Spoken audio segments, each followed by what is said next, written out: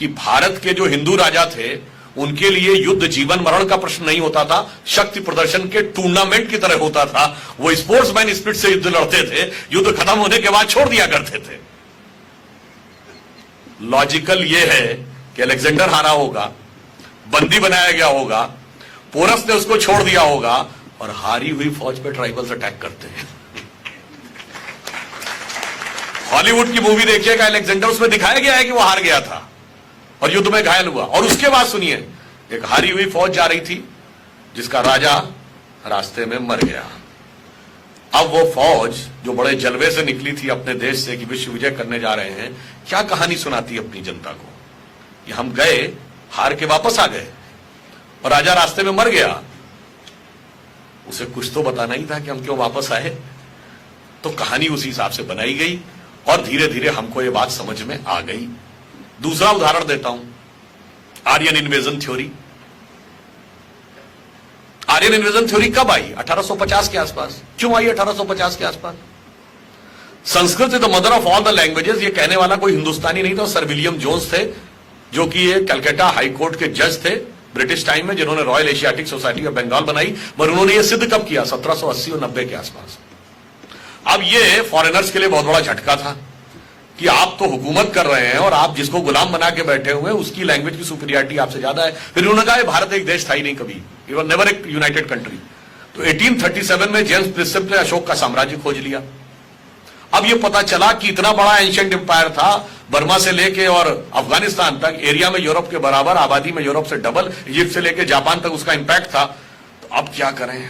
अब तो पॉलिटिकली भी हमसे सुपीरियर दिख रहे हैं, नॉलेज में भी हमसे सुपीरियर दिख रहे हैं, लैंग्वेज में भी हमसे सुपीरियर दिख रहे हैं। तो अब एक ही तरीका है कि ये सुपीरियरिटी हम लेके आए थे। और वहां से आर्यन इन्वेजन थ्योरी आकर खड़ी हो गई। तीसरी फॉल्ट लाइन हमारे यहां बनाई जाती है, दलित समाज को स्थान नहीं दिया जाता था, उनके साथ बहुत भेदभाव किया जाता था। मैं पूरी विनम्रता से पूछना चाहता हूं, भारतीय संस्कृति के दो सबसे बड़े महाकाव्य रामायण और महाभारत, दोनों के रचयिता कौन? महर्षि वाल्मीकि। आज की परिभाषा के अनुसार जो वाल्मीकि समाज है वो किस कैटेगरी में आता है? दलित। महर्षि वेदव्यास कौन? आज की परिभाषा के अनुसार कौन? सहरी समझा जा सकता है। और अगर यह सत्य था तो संत दादू, संत नामदेव, संत रैदास, संत कबीर, दक्षिण भारत के संत थिरुवल्लुवर, ये सब उस वर्ग में पैदा होकर सम्मानित संत हुए। रानी झलकारी बाई, उदा देवी पासी, राजा बिजली पासी राजा भी हुए। और यथार्थ कई बार हम लोगों से ऐसा घुमा के छुपा दिया जाता था कि कई बार हम समझ ही नहीं पाते थे कि इसमें फैक्ट क्या। जैसे हम और आप सबने सुना होगा जब गुड़गांव का नाम गुरुग्राम किया गया तो बहुत से रैशनलिस्ट खड़े हो गए, ये द्रोणाचार्य के नाम पे गुरुग्राम क्यों करना, इन्होंने तो एकलव्य का अंगूठा कटवाया था और एकलव्य तो दलित था, उसके साथ बहुत बड़ा अत्याचार किया गया था। कहीं ना कहीं हम सबके भी दिमाग में यह बात है, ईमानदारी से अगर हम कहें, हमारे पास उसका कोई रैशनल उत्तर नहीं है। आप लोगों को भी ऐसा लगता होगा ना। और उसका कारण जानते क्या है? महाभारत में एकलव्य का उल्लेख कहां है? आप लोगों में से कितने लोगों ने पढ़ा है? हमारे में से 99 लोगों ने वो नहीं पढ़ा। इवन चैप्टर भी नहीं पता होगा किस चैप्टर में एकलव्य का उल्लेख है। एकलव्य का उल्लेख महाभारत के वन पर्व में आता है। जब वो घटना है ना कि वो कुत्ते के मुंह में इतने सारे बाण थे और जब निकाला तो एक भी जगह पे उसके खून नहीं लगा हुआ था, तो अर्जुन चकित हुए कि इतना बड़ा धनुर्धर कौन आ गया। तो वो एकलव्य प्रकट होता है और द्रोणाचार्य उससे पूछते हैं तुम्हें तुम्हारा गुरु कौन है? तो वो कहते हैं आप ही है मेरे गुरु। उन्होंने कहा मैंने तो तुम्हें देखा नहीं, मैंने तो कभी जाना नहीं, तुम गुरु कैसे हो गए? एकलव्य तुम अपना, वो पूछते हैं बालक तुम अपना परिचय दो। एकलव्य कहता है मैं मगध नरेश जरासंध के प्रधान सेनापति हिरण्यधनु का पुत्र Eklavya. He was a son of the chief of the arm forces of Magadh. अब दो में से एक बात मान लीजिए, जो कहते हैं या तो मान लीजिए कि दलित कमांडर इन चीफ होते थे या एकलव्य दलित नहीं था, और दोनों ही नहीं मानेंगे और दोनों ही बातों को अपने अपने हिसाब से प्रयोग करेंगे। और वहां पर उल्लेख ये नहीं है कि तीर चलाने से किसी को रोकना है। तीर तो भील भी चलाते थे। याद करिए महाभारत के अंतिम समय में, पुरुष बलि नहीं होते समय हो तो बलवान, भीलन लूटी गोपिका सोई अर्जुन सोई बान। बात यह थी कि दिव्य अस्त्र यानी डिवाइन वेपन्स, वो चलाने का अधिकार किसके पास होना चाहिए? Chief of the arm forces के पास होना चाहिए क्या? एटम बम रहता तो पोजीशन में आर्म फोर्सेस के है, न्यूक्लियर बटन किसके पास रहता है?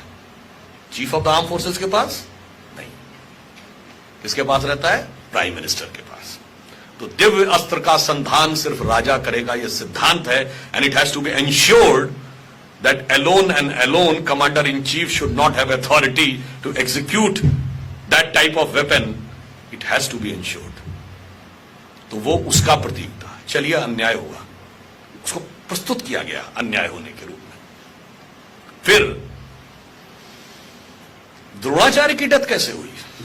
जब द्रोणाचार्य को अपने पुत्र अश्वत्थामा के मृत्यु का समाचार मिलता तो उन्होंने सारे अस्त्र शस्त्र सिखाए थे, उन्हें क्रोध आता है, अभी लो ब्रह्मास्त्र का संधान करता हूं, खत्म करता हूं पांडवों की सेना। जैसे ही वो संधान करते हैं तो भरद्वाज ऋषि समेत उनके पूर्वज प्रकट होकर कहते हैं, क्या कर रहे हैं भाई, ये मर्यादा का अतिक्रमण है। You are not the owner and executor of this knowledge, you are the trustee of this knowledge. Like atom bomb बनाता कौन है? डीआरडीओ। टेक्नोलॉजी किसके पास है? डीआरडीओ के पास। चलाने का अधिकार किसके पास होगा? प्राइम मिनिस्टर के पास। Cabinet committee on securities will take a decision when it is to be used. The same thing was there. Dronacharya was DRDO, Eklavya was chief of the arm forces, but it has to be ensured that the nuclear button should always remain with the king. अब द्रोणाचार्य को लगता है कि अब अगर मैंने संधान नहीं किया तो पुत्र के मृत्यु का बदला नहीं ले सकता, और किया तो मर्यादा का हनन होता है। तो वो मर्यादा का हनन नहीं करते हैं, निराश होकर सारे अस्त्र शस्त्र छोड़कर जमीन पर बैठ जाते हैं और उनका सर काट दिया जाता है। So the fundamental principle is कि दिव्य अस्त्रों का संधान सिर्फ हेड ऑफ द स्टेट करेगा। इसके अनुपालन के लिए यदि एकलव्य का अंगूठा कटा तो उसी के अनुपालन के लिए द्रोणाचार्य का सर कटा। मगर चूंकि हम लोगों ने वो चीजें पढ़ी नहीं और अपने हिसाब से वो चीजें जो हमें बताई गई उससे हम कहीं ना कहीं वो लोग जो एजेंडा था ना कि हम ग्लानि हमारे अंदर होनी चाहिए, वो सेटल हो गए। दूसरा इशू बताया जाता है, साहब सीता जी को भगवान राम ने भेज दिया, बड़ा गलत काम किया, तो महिलाओं के साथ इतना बड़ा अत्याचार होता था, उनको वन भेज दिया, वनवास दे दिया। ठीक है साहब, सीता जी को तो वनवास भगवान राम ने भेजा, ये राम को वनवास किसने भेजा था? कैकेयी ने भेजा था ना। अब बताइए, दुनिया किसी वर्ल्ड की किसी कल्चर में एक वुमेन की इतनी पावर थी कि राजा को अपना डिसीजन बदलना पड़े, सौतेला बेटा उसकी वजह से जंगल में जाने को तैयार हो जाए, और राजा दशरथ ने पुत्र भी छोड़ा और प्राण भी छोड़े। एक कहावत है ना, प्राणन ते सुत अधिक है और सुतते अधिक परान, और ते दूनो दशरथ तजे वचन न दीन्हो जान। यानी लोग कहते हैं ना, सबसे ज्यादा प्यारा क्या होता है, प्राण या बेटा, और वो दोनों ही उन्होंने छोड़े मगर वचन नहीं छोड़ा। यह पक्ष नहीं बताया जाता है, क्योंकि माता पिता कहने में मां बेटा तो कोई ना कोई किसी का होगा, वर्ग नहीं है जिसमें डिवीजन किया जा सके। द्रौपदी को जुए पे लगा दिया है तो बहुत गलत बात थी, उससे पहले 5 भाइयों को भी तो जुए पे लगाया। बताइए, हस्बैंड वाइफ का एक दूसरे ज्यादा हक है या भाइयों का? मगर भाई भाई को नहीं बना सकते, क्योंकि भाई भाई कोई ग्रुप नहीं है समाज में।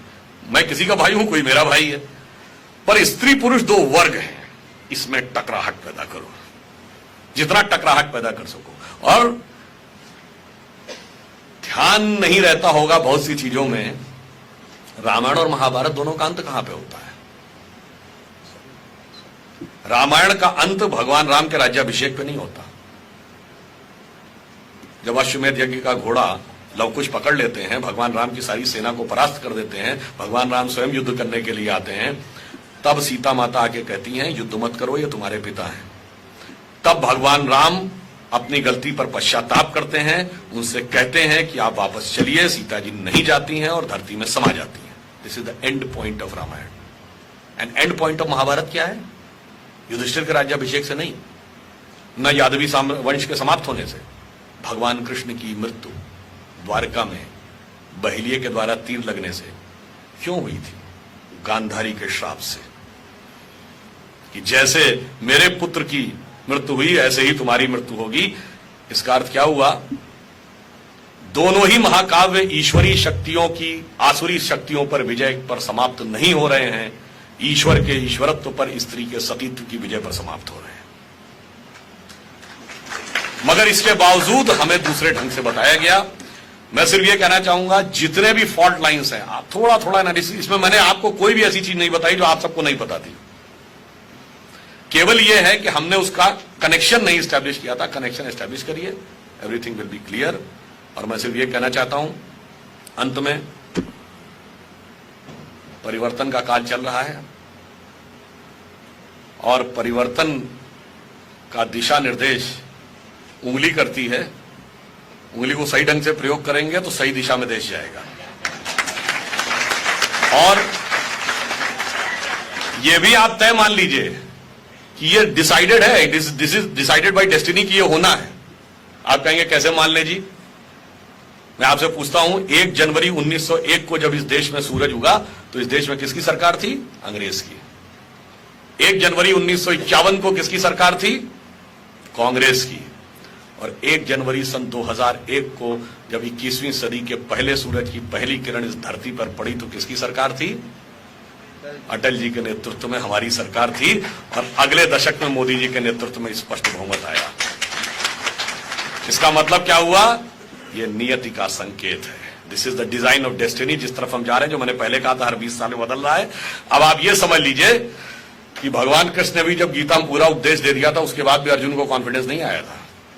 जब तक भगवान ने विराट रूप दिखाकर कहा, देखो ये तय है, ये होना है और तुम्हें राज करना और इन्हें जमीन पे पड़े होना है। तो अर्जुन ने कहा, महाराज जब ये तय ही है तो फिर काहे बात का खून खराबा करना? आप पलक झपकाइए और ये सिंहासन पे मैं बैठा हूंगा, ये जमीन पे पड़े होंगे। तो भगवान कृष्ण ने कहा, देखो तय तो है, मगर मिलेगा कर्म के सिद्धांत के अनुसार, हम उसे बदल नहीं सकते। इसलिए डेस्टिनी तय है, बदलना तय है। बस आपको उतना काम करना है, जैसे आपके मोबाइल में कोई गीत रिकॉर्डेड है तो बजना तो उसका तय है, बस एक बार पुश बटन यूं करना है और आप देखिए उसके बाद बजना शुरू हो जाता है। इसलिए अंत में कहते हुए अपनी बात समाप्त करूंगा कि India is considered as the youngest nation in the world. This is truth, but this is half truth. The full truth is that we are youngest nation and the oldest civilisation. We are having a promising future and the golden past. And it is only India which can give the solution to the entire world for all when it is called the clash of civilizations.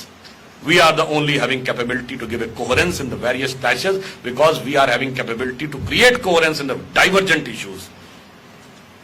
इसलिए मैं सिर्फ ये कह के समाप्त करूंगा कि गौरवशाली था भूत, भविष्यत भी महान है। गौरवशाली था भूत, भविष्यत भी महान है, अगर संभालें आप उसे जो वर्तमान है। धन्यवाद।